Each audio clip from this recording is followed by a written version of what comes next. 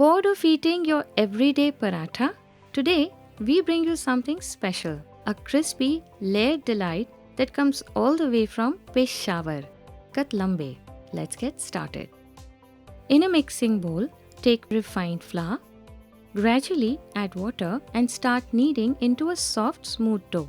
Once done, cover it and let it rest for a few minutes. Now, take a small portion of the dough, dust it with dry flour and start rolling it out. Keep the paratha nice and thin.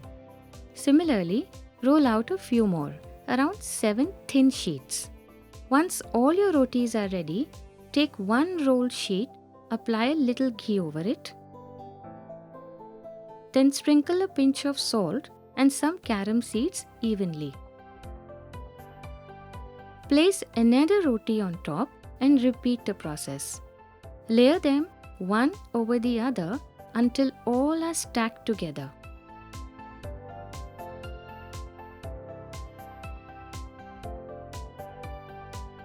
Now dust it lightly with flour and gently press it down. Roll it out once again into a slightly larger sheet. Next, using a knife or pizza cutter, slice it into long strips.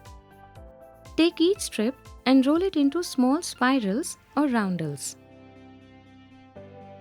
Sprinkle a little more carom seeds on top if you like for extra flavor. Let them rest for a few minutes. Now, take each roundel and gently roll it out again. You will notice beautiful layers forming. That's exactly what we want. Meanwhile, heat oil in a pan for frying. Once the oil is hot, carefully slide in the prepared katlambe.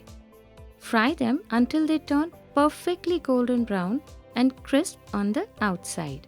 Flip and cook evenly on both the sides. And there you have it. Hot, crispy, beautifully layered katlambe, ready to serve. These taste amazing with potato gravy or even spicy chole. You are definitely going to like them. Until next time, eat well, live well and stay blessed.